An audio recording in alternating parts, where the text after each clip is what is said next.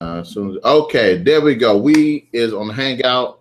Well, the Hangout is on air right now. All right, what's going on, guys?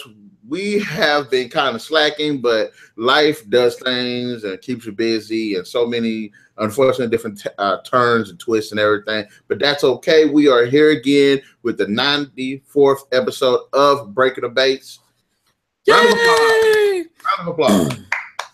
I have with me is Ken. He's joined me once again, and we're going to jump on here. And like we said last week, or the last time we was on 2 weeks ago. Yeah, 2 weeks ago, that we were going to discuss the best and worst Sherlock Holmes, the movies, the portrayals, the story. We're just going to get in on it, and we're going to talk about the Sherlock Holmes. Sherlock Holmes, yes. Whew. Man, who turned down a thermostat outside is what I want to know. It's like 51 degrees here. 50 feels like 2. Well, you see, for those who don't know, we're in the area of Mississippi, and that's the southern part of the United States. So when it gets like, for us, we're used to like 101, 102, 9,000% humidity. You think you sweat. But when the temperatures go down, like it's like 50 degrees outside, it feels like it's like subarctic freezing temperatures for us. Yeah. So it's like, 65 degrees and we're like shivering, which is it's terrible, but that's just the way it is. But we're in a cold streak now, this Arctic cold front coming through. So it's like 51 degrees outside, and it's supposed to be down to 40 tonight. No fun there. I'm glad I'm not out. I'm in the house enjoying this day out. I wish I had a fireplace, man. I'd just be sitting back doing a show with a fire going in front of me. That'd be awesome. I got in my living room. I got all these lights on in my face and everything. Well, yeah. In that case, you're good to go. You're like smoldering hot. I mean, geez, probably melt your face off with those things. I hope not.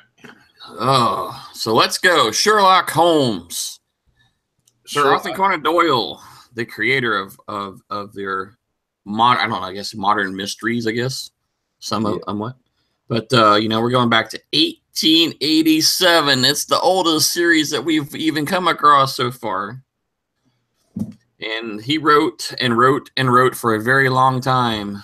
And gosh, it was like 56 short stories, and 4 novels. And that's just a warm-up. And he created the character we all know and love as Sherlock Holmes, the greatest private detective ever. And when I say ever, he's pretty damn good. Better than Batman? It depends on the time frame that we're speaking about here. I mean, Batman's a smart guy, don't get me wrong. But, I mean, he's got the cool stuff. But Holmes was the character Holmes was a pure brainiac of his time, dabbling in everything. And if you've watched some of the shows, even read some of the books, he was a struggling heroin addict. Yeah. He was always trying to do the violin. Watson was his known friend and colleague, and basically kind of kept up with Holmes. He was kind of like Holmes's journalistic blogger, basically, of the time, writing down all his episodes and mysteries and documenting everything, why Holmes was the brains of the operation. Watson was more of the keep him level, keep him out of trouble, and I'll write everything about him. And we've seen many, many, many iterations of Sherlock Holmes. We've had Robert Downey Jr. We've had, who else we've had? Cumberbatch, which actually the two I like so far. I think Christopher Lee played him too. Hang on, I was going back into the Wayback Machine. I know Ian McKellen played him in a movie called Mr. Holmes last year. I didn't get a chance to see it. Oh yeah, that's right. That is right. I forgot about that one. I remember seeing it, and I didn't know what it was about first, but then that came out. We've had animated, like the Great Mouse Detective was a reference to him. One I did like as a kid, and I think it's still a good movie even now, is Young Sherlock Holmes. Was a really cool movie. It was 85 when that movie came out. But it kind of basically started the story of Sherlock Holmes as a kid, when he's when parochial school is what they called it, which would be more like our middle schools, I guess, middle school, early high school. Yeah. In England. But I really liked that one. That was really cool. And then we've had a lot of the newer ones with Robert Downey Jr. being at least in the theater wise, Robert Downey Jr. being in there, which those were good as well. I enjoyed him as playing that character. But so far, I think my more modern favorite is Ben Cumberbatch. Love him. It's a great. They only did like each season is only like 3 or 4 episodes, so I guess it's about 8. 1, 2, 3, 4, 5, 6. About 6 hours of show, but I mean, it's so good. Mm-hmm. And I mean, I have definitely enjoyed the reboot of the series with him in it. And we've had rumors of another Sherlock Holmes with Robert Downey Jr. coming out, possibly in 2019. I hope so. But we'll see how that goes. I mean, he's got a very full plate of things to be doing, so. Particularly in the Marvel universe right now, he's got a lot on his plate. But I guess I think he's going to wind down anyway in the Marvel world, at least as of playing Iron Man. I'm pretty sure his contracts will be up soon. So, but I hope so. Lots of TV shows too. I'm not lying. I hope that he does come back with the third, because I really enjoyed his version of Sherlock Holmes. Well, I like the guy who played Moriarty. I can't remember that guy's name. Look it up. I had it right here. Sorry. I thought his performance of it was done really well too. When it comes to the character of Moriarty, it's been like 3 types of Moriarty played. It's either the intellectual Moriarty that enjoys the mind games with Sherlock Holmes. There's the psychotic but still smart Moriarty. That was the one in Sherlock Holmes, the TV series. Yeah. Then there's the full-on just like psychotic. Well, I'm not gonna say psychotic. And maybe it's 2. Maybe but I don't know. Maybe it's more psychotic, more intelligent, and then like a pretty good balance between both. Jared Harris is the guy we were thinking of. Yeah. He's the one that played it in Sherlock Holmes Game of Shadows with Robert Downey Jr. I love that. Law. He really, in that movie, for the Moriarty character, I was like, wow. He just has that. I mean, the guy in itself, any character he's played in several sci-fi series too, but he plays that bad guy just so well. And in the movie, it was like, oh, Moriarty's so bad. Still a gentleman, still kept to himself, but man, he was just, he was such bad news.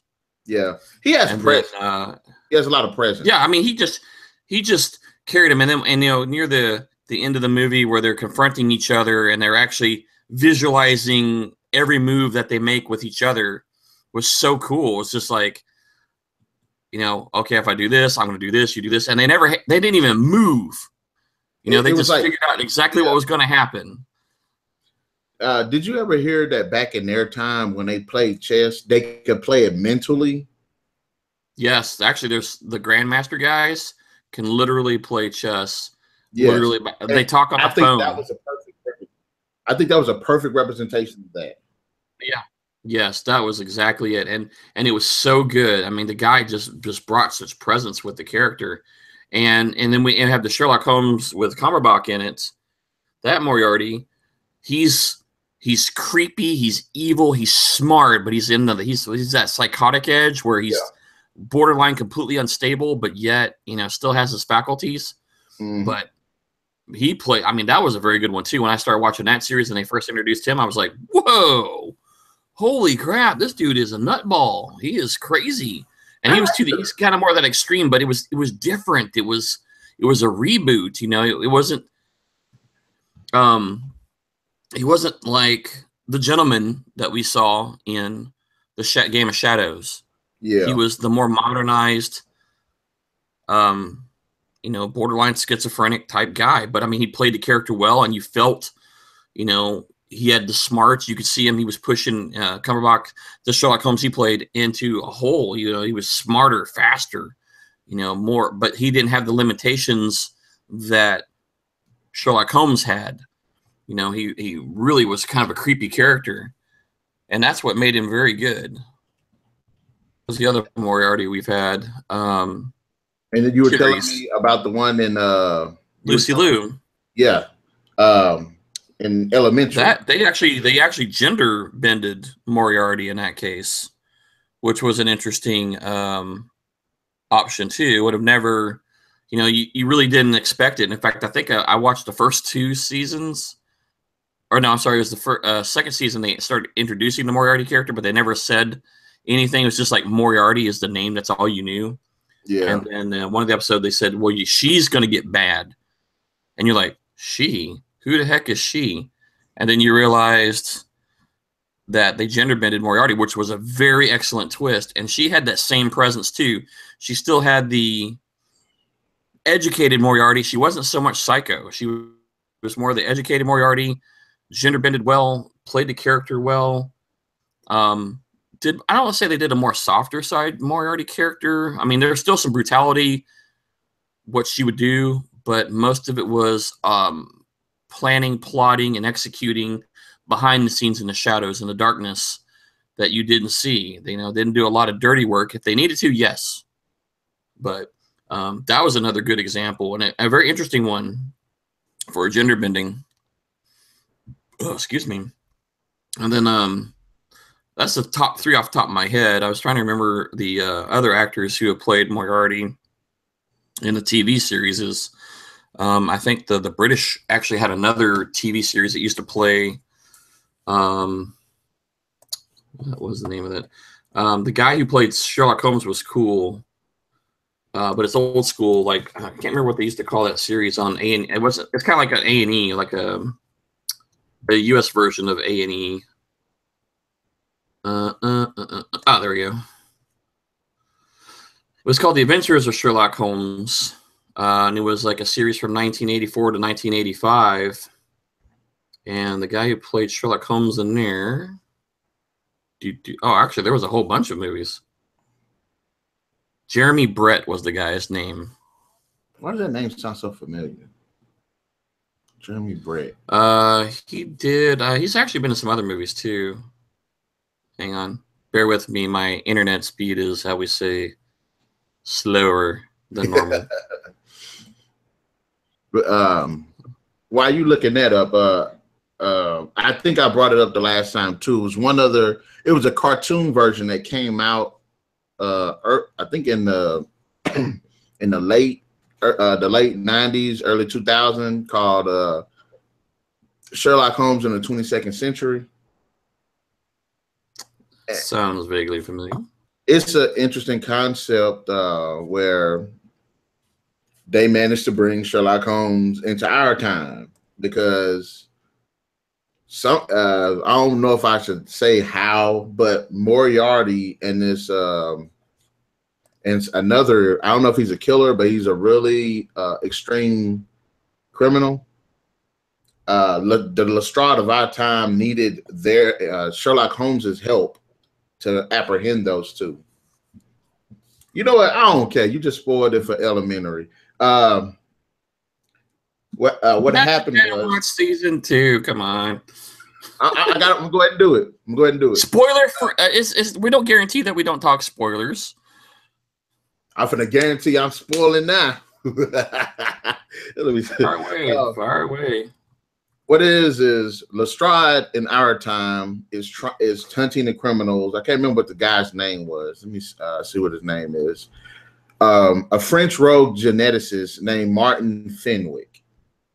And this Lestrade, I believe, is a female. In fact, she is.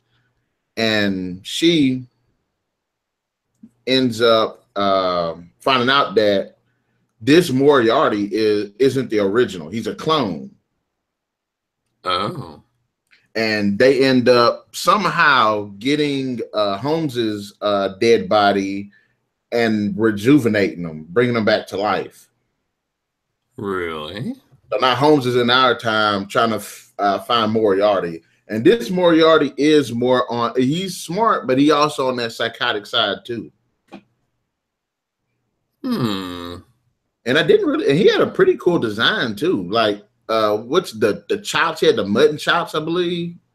Yeah, the side pork chops, or what do you want to call them? Yeah. It was actually there's actually a British term for it, but I can't remember it at the moment what it's called. It was actually a surprisingly good television series. This actually looks pretty cool. Yeah, he had the chops. He looked like what you would think Moriarty would look like in that time. And I think, in this one, this incarnation of the series is a bit more futuristic. I said it was our time, but it's like in another 100 years. Well, it says Sherlock Holmes in the 22nd century. Yeah, because they got robots and stuff. But it was actually a pretty good show. It looks pretty cool. I like the science part of it, which is pretty cool. Where you get, basically he's a clone, carrying on himself as a clone. So that is very interesting. And I think Watson was actually a robot. I said Watson was. Yep. He was a robot, or he was an enhanced.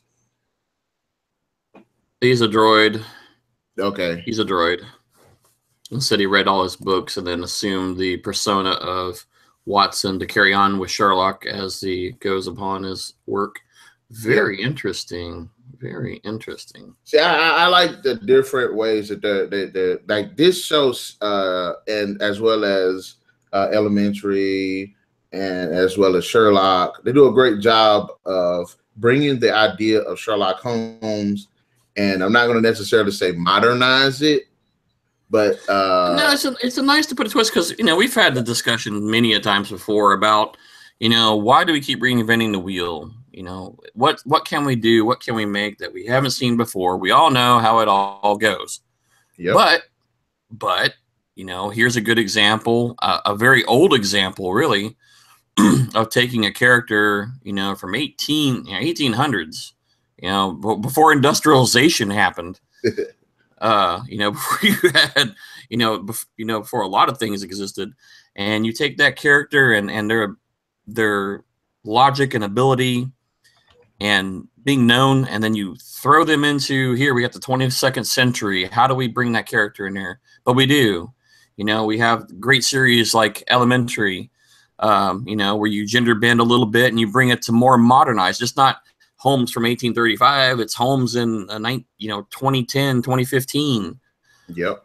We go back to Kammerbach, basically another more modernized Sherlock Holmes, with his brother Mycroft and all his involvements. Great rejuvenation of series is you're not having to go back to the 1800s and, Stonehenge and all this stuff. You've got great creative minds using the techniques and the characters and bringing them to life in way different situations, and even mixing it around, which is even good. You take the base character and you play with them so much, and it works very well, at least in Sherlock Holmes. I mean, there's some other series we've seen that are like crap. Why would I even want to bother with it? But Sherlock is one of those, I guess, kind of like James Bond. But I mean, James Bond really, I don't even think James Bond could pull this off, because we're so used to James Bond in a very specific world. Yeah.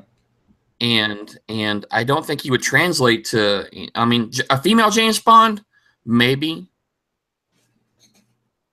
Gender bending would probably be the only thing they could do with it and still keep the same style. Whereas, Sherlock Holmes has transcended, 200 years or so, or 100 and something years of being staple and mysteries and a basis for a lot of your shows and mystery shows that are out there. You know what I want to see? I want them to do Sherlock Holmes like they did Assassin's Creed, where in the Assassin's Creed storyline, Descendant. Yeah. That would actually be kind of interesting,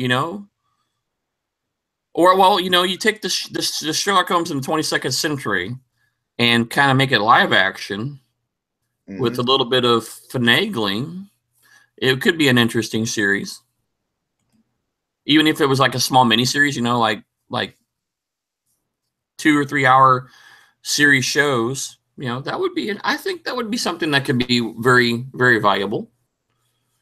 I mean, granted, with Elementary, we get a weekly series. With, the Sherlock Holmes BBC version, we're getting, 6 hours to 8 hours of a show, which is good, but you want more. And I mean, I really like that series, but is it good to have it all the time, or is it good to have a good burst and then kind of savor that burst till the next bite? Yeah.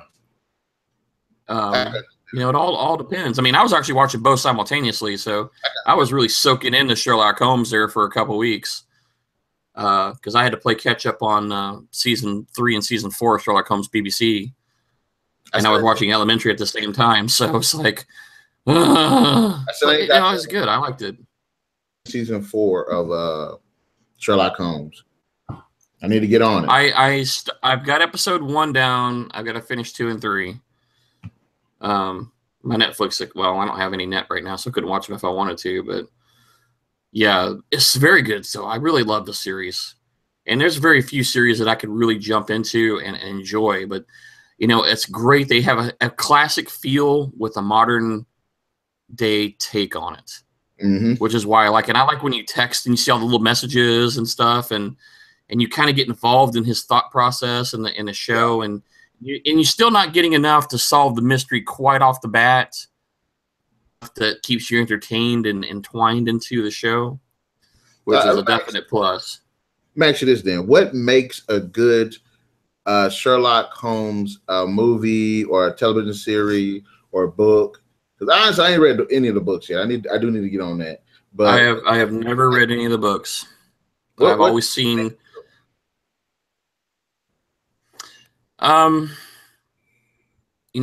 have in my head the Sherlock Holmes character, and my experience started with the Jeremy Brett series, and it used to be called Masterpiece Theater is what they called it.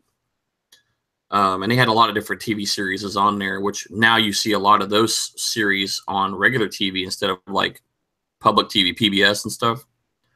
So, I always liked, I got started with the classic Sherlock Holmes back in the 1800s, wagons and carriages and, all the mythological stuff that was going on and stuff like that, Hound of the Baskervilles, being a demon dog and everything. Everybody gets all into that.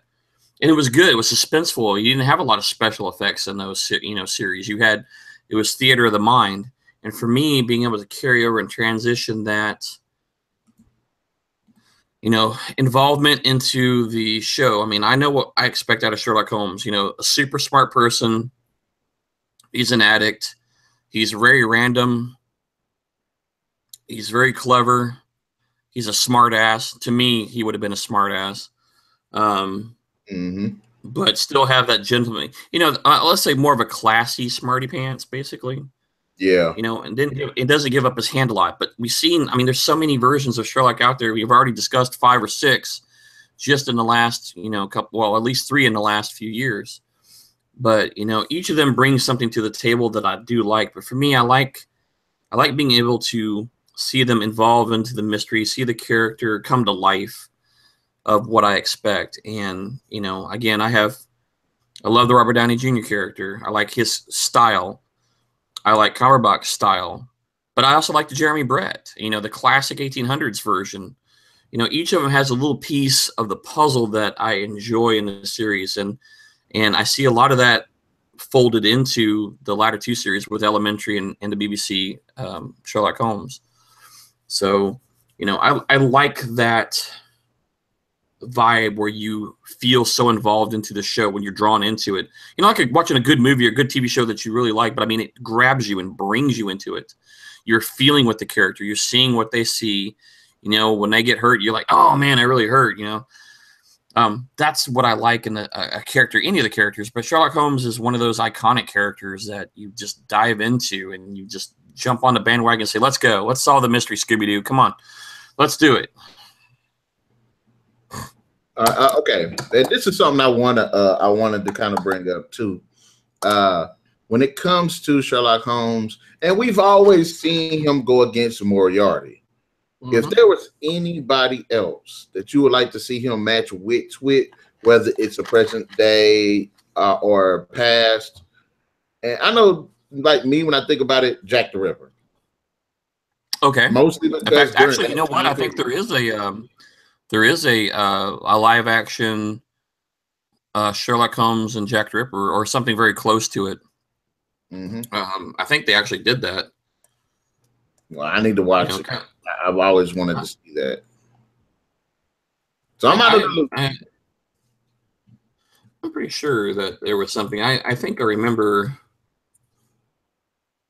I got that weird brain, and it was a video game. Sherlock Holmes versus Jack the Ripper, adventure game for Xbox and Xbox 360. I knew there was something in there. And I think there was actually even reference to trying to figure out who Jack the Ripper actually was in one of the Sir Arthur Conan Doyle books. But as for a modernized bad guy, or well, any kind of bad guy in general, see that that's a pretty. Well, see, we've seen Jack the Ripper go. So most of the time you see him is Moriarty. Well, yeah, Moriarty was his nemesis. I mean, you had the occasional thieves, but somebody to give him a challenge. You know, you had to create an equal. You know, like Luke Skywalker to Darth Vader, or Obi-Wan to Darth Vader. You know, you had to have somebody, you know, that would be a match. You know, if Moriarty never got challenged, what do you think the character Moriarty would have done, taking over the world? I would like to see it. I would like to see it more like, okay, take it back to Batman. In Batman, there are 3 characters that challenge him on 3 different levels. It was the Riddler challenged him mentally. Yes. You had Bane challenge him physically. Correct. And then you had Joker challenge him psychologically. Yes. I would like to see that with Sherlock Holmes. You could. Doyle never really created a, you know, I guess at the time most people were single-minded pretty much anyway. They didn't think on multiple fronts very easily. It wasn't really the thinking of the time. So you don't have a lot of cross characters. You know, usually you had, even your plays and stuff had one single focal point of a bad person. Occasionally you would have a minion or two, something like that were really disposable characters. But if you look at the writing of the time, most everything was always a singular thing, a singular individual or a singular entity. You know, and then when we get into, you know, our more updated characters, you know, we had to start creating more bad guys. So, you know, Superman suddenly, or Batman in this case, you know, had multiple nemesis that, again, you know, different layers, different aspects of their persona to challenge them mentally, physically, emotionally, psychologically.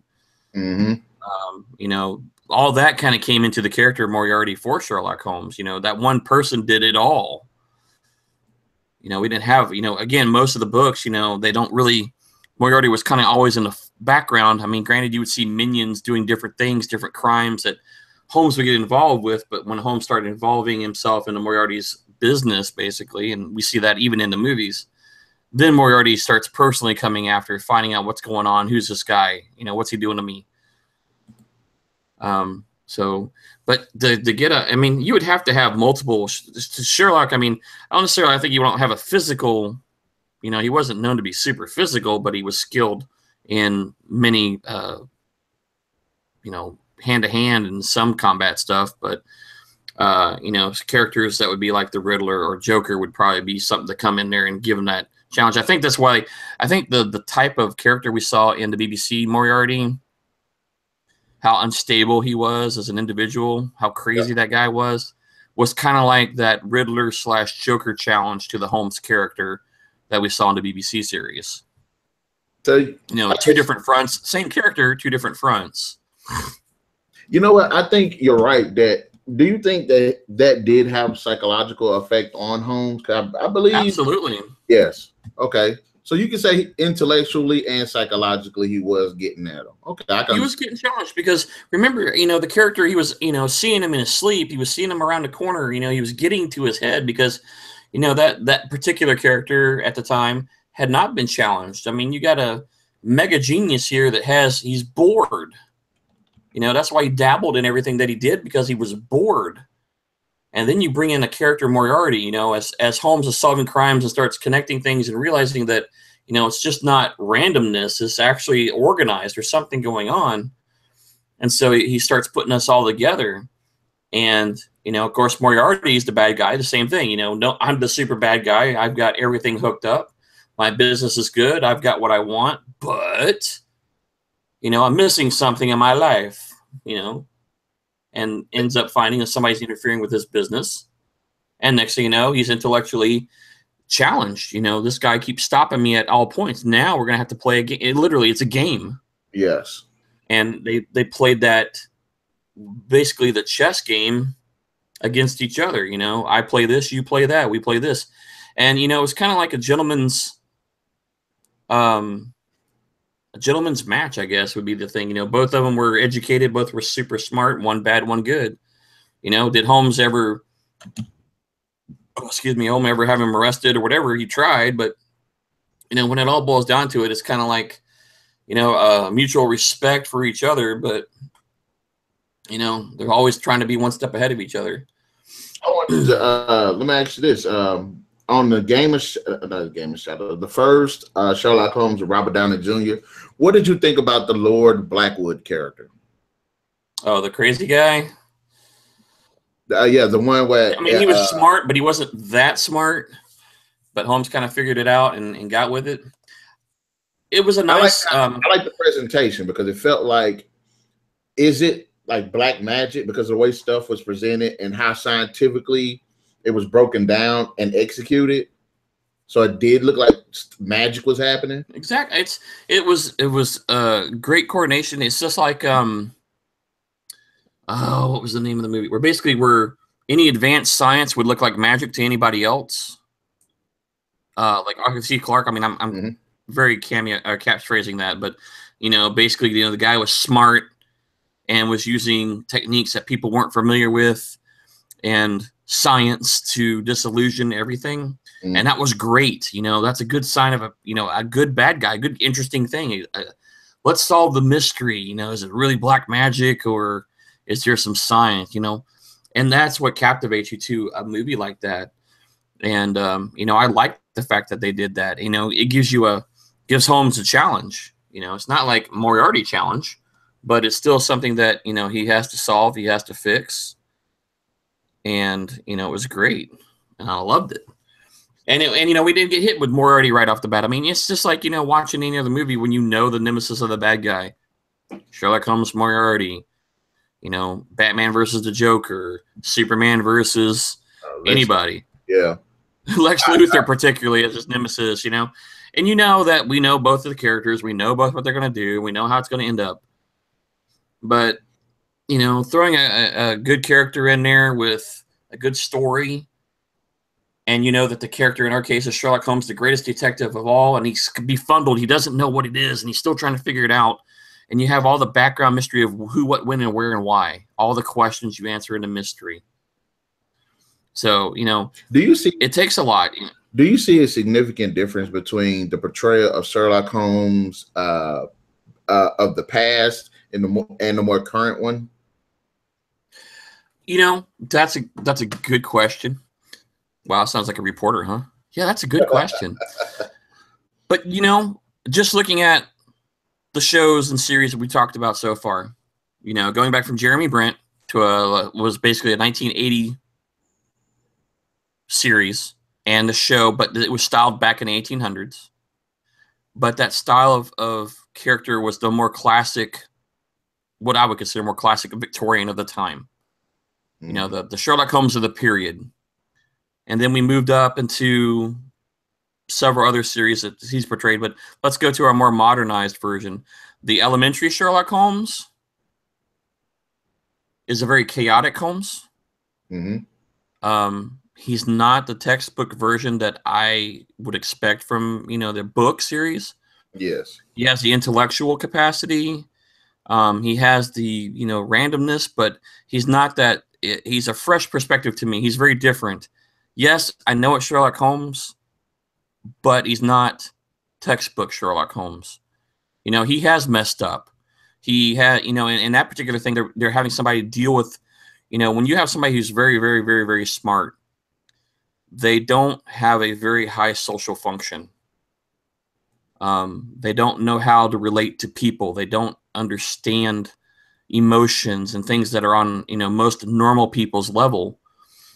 And that's that Holmes character, which is great. And the Lucy Liu character in her keeping an eye on him, you know, the Watson that she portrays is great, but she's also, you know, ground him to the ground a couple times. You know, she put his foot in his ass and said, "Hey, you can't do that. You need to, you know, do it." And the character has developed and grown. And I think that's a very good good blend of Sherlock Holmes outside the pages of the book. A more modernized one. The Holmes that we see in the BB series with Cumberbatch, I feel more towards the classic Holmes, but with a little bit of more modernization. You know, the ability to use and knowledge base. I've always presented. I thought Holmes was kind of like this intellectually guy, but I feel like when it comes to like Cumberbatch and Robert Downey Jr., like their incarnations of him, he's kind of a dick. He is, and that's kind of, you know, they're smarter than average. The Downey Jr. character is definitely an ass, but he has some humor to him, which I think is funny, but it's not a normal thing. You know, that's where his comes in. There's a little bit of humor with his character. You know, when he's, you know, hiding in the seat, you know, and all the good stuff. They thought he was, you know, hiding in the plain sight and learning how to do all these skills. The Cumberbatch version to me is more a modernized gentleman, very strong boat of arrogance. Yes. And Mycroft is just as equally, but Mycroft in the BBC series is really an ass. He's got a superiority complex too, but his is more against his brother, which it's funny in the way he carries it. And in Elementary, Mycroft is a very different character. You don't get them when you see the Mycroft in Elementary series. You don't get that. My brother is super smarter or better than me. You know, you think he's kind of just an average Joe, and then you find out later some other stuff. But, you know, and I think also you have to look at the partnership that Holmes has had and how he's gotten to be with Watson. Mm-hmm. That also kind of reflects upon the character too, because the Watsons have always been, it's kind of like the Rick and Morty's. Rick's super smart, Morty's super stupid. But in this case, Watson's not stupid, but Watson is the grounding point of Holmes. They're the ones that keep him down to earth, on par, on task, the confidant somewhat. And each of the Watsons has been very different too. I do like Martin Freeman, and I like Jude Law because I do like the fact that their Watsons seem more active. Yes. Process and everything like Holmes is on his level, but they're catching things too. And I like the fact that Jude Law is kind of more his interpretation, which I'm not sure if all of the interpretations are like this, but Jude Law used to be in the military. Yes, and so was the BBC version too. Yes, so and that makes them a lot more active. Yep, the Jude Law was the muscle Watson, is what I refer to him as. You know, he's smart. He had some training, but his background is military, and you see that as his character as he goes through the movies with the Sherlock Holmes. The Watson version in Sherlock is another veteran who has been shaken up, basically suffering PTSD, would be my equivalent guess, and really felt no purpose in life until he ended up with Sherlock Holmes. And then it gave him purpose in life and something to go for. And it's, you know, a good matching. And then we have the Elementary, Lucy Liu, as the Watson, but she is his sponsor, basically, for substance abuse. Okay. And ends up becoming his watchdog. I was going to ask you about that too, because I was interested about her character. Yeah, she was his watchdog. His I guess sponsor would be the correct term for him, because his dad hired her to be his watchdog, and then she ended up basically being involved in his life and kept him straight on everything because he had a real bad. He was a heroin addict, a definite heroin addict in the Elementary series, but her character had, you know, psychological background, not so much medical, like in surgery and field dressing and stuff, but she also was not afraid to put her foot in his ass. Yeah. You know, she would say, hey, look, that's crap. You can't do that. You don't need to be doing that. And she wasn't romantically involved with him, which is good. I don't think that would have worked out very well, but the Holmes in there had to learn how to respect other people. You know, that Holmes there is probably one of the more interesting Holmes characters or portrayals of Holmes, because you know, he was always solo. He was a drug addict. You know, he always wanted to do his thing, and he had to learn that he had to be part of the team, and he had to start doing stuff. And then he started caring about, you know, people around him, genuinely caring about everything that was going on. And I think that character, if you watch that series, and you will see that happen throughout the series of his character development and growing and concern. And I think that's why I think it's one of my more favorite, at least TV series wise, because you get to see the character over a longer period of time. You know, we can only see a character for 2 hours in a theater, or, you know, maybe a 6-hour miniseries. But the TV show gives us a lot more to work with. True. And we've mentioned that many a times in other in of our other podcasts, where, you know, we see a great movie, but would it make a good TV series? Yes, that's a good point. I wanted to ask. So, you know, that character, to me, that version of him is a very excellent character, not by the book Sherlock Holmes, but a very growing and developing character. And like I say, as I watch the series more and more, the more and more I really grow to like the actor, the character, all that they brought with the Sherlock Holmes character in Elementary. And that's one thing I say about reboots. Reboots, in my eyes, are this: half of the content should be from the source material. The other half should be from the creativity and originality. Yeah, and it's very original. And I say, you know, give me something that I know, and then give me something that I don't know. Yes. Now, that doesn't mean, you know, throw some really crazy junk out there, but be creative within respect to the character. Touch on one more character that we didn't get on to. We talked about Mycroft. We talked about Moriarty, Watson, and Holmes, and of course, the only other person to beat Irene Adler.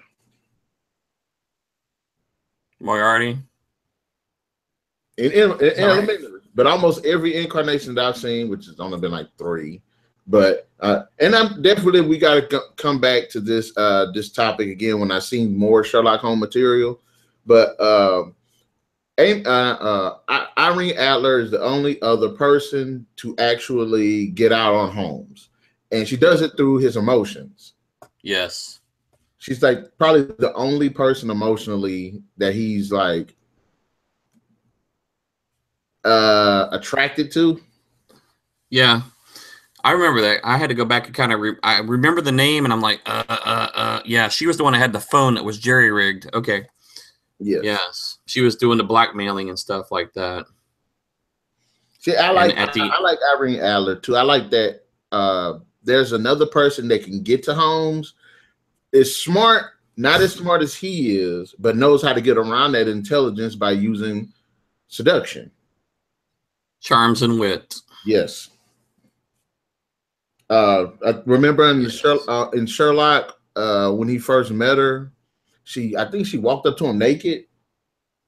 Yep. And later on in the episode or the next episode, there was a combination to a safe, and he figured out through his measurements of her body that was the combination to the safe. Yep. And then near the end, he used his brains to figure out the password on her phone. And I like that, which was interesting as well. I like that. That's one thing I like about Sherlock Holmes is the presentation of his relationships with all these people. When it's with Watson, it's this back and forth, even though we're kind of getting on each other's nerves. we have this brotherly camaraderie and we balance each other. And then you have his relationship with Moriarty, where it's like, okay, we keep pushing each other to see who's smarter. And then, of course, he has this relationship with Adler's character, where he can't tell if she acts, they like each other, but they just, it's kind of they hold each other in a kind of an unusual. Yes, it's like the relationship between, or I don't know what you want to call that. It's like the relationship between Batman and Catwoman, the relationship between Leon Kennedy and Ada Wong in Resident Evil. Any basic good guy who kind of likes the bad girl that isn't evil, but she just kind of does things to her own beat. Yep. That's what you're going to see with Holmes and Adler. So I do like the presentation of that. Even in the movie, she was seducing him the entire time, but you could tell, you know what I'm saying? It's just that dynamic. It's like it was something that you hadn't really seen in a lot of the other series. He never had a romantical interest in anybody. His life revolved around basically work. Mm-hmm. So throwing a kink in the works there, whether he cares for it or not, you really don't know. I mean, that there's some attraction there, whether it's mental or physical attraction or both. Mm-hmm. It's always there because he came back for her. He saved her butt. So pretty awesome. I know with the execution. Yeah. Yes, that was good. I like that one. That was pretty good. So it's interesting. It was a nice twist that they brought it in and threw it out there, and that's why I said, give me something I know and something I don't know.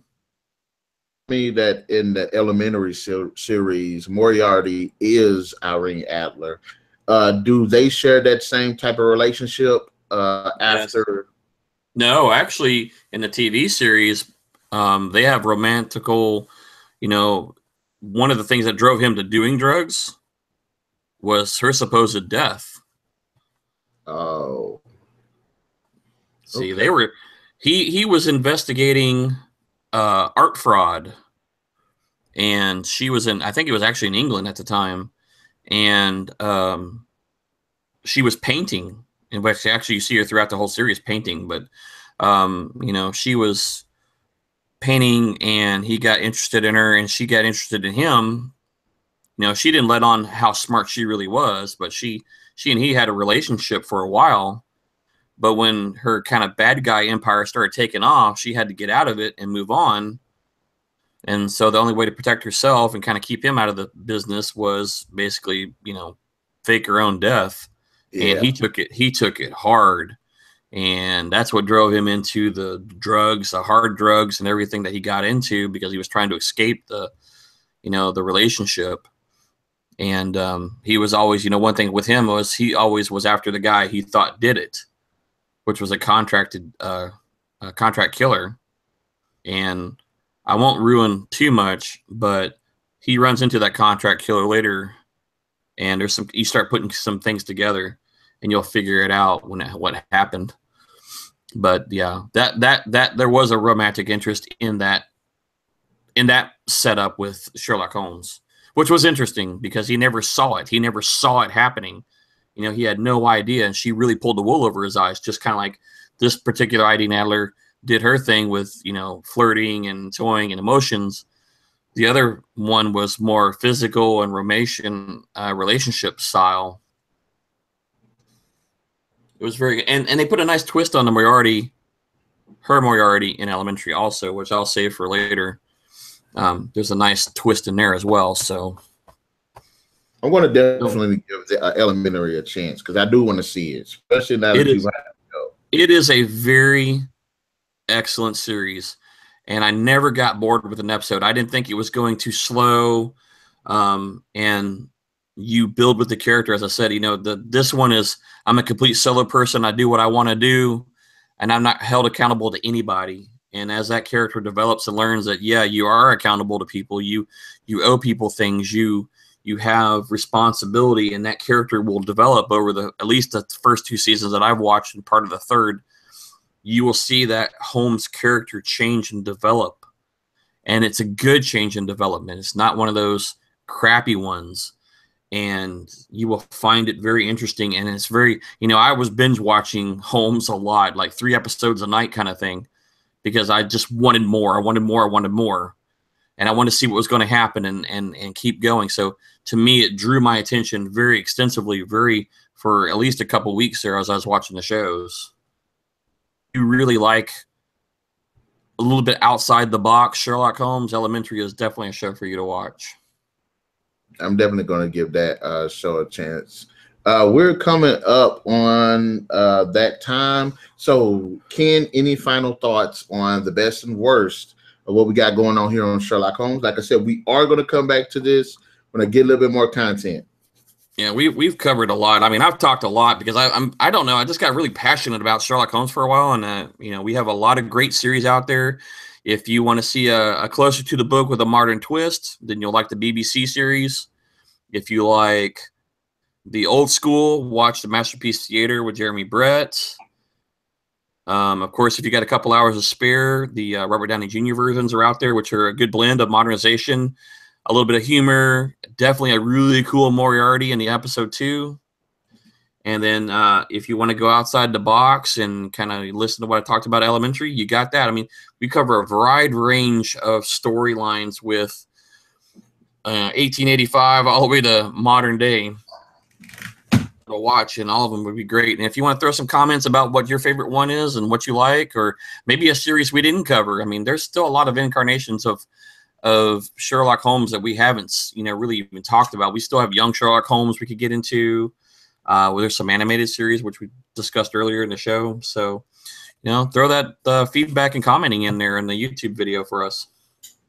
All right, then, guys, we are going to come back with another video, hopefully, and we're going to go ahead and end it here. We greatly appreciate you guys for tuning in, watching this, and enjoying it. Hopefully, be sure to leave us your thoughts on the situation about who played the best Sherlock, Watson, Moriarty, Adler, Mycroft. Let us know in the comment section below. Also, be sure to hit that like, share, subscribe, and that notification button to get the best of what's going on the Narik Chase channel. And we will see you guys in the next video.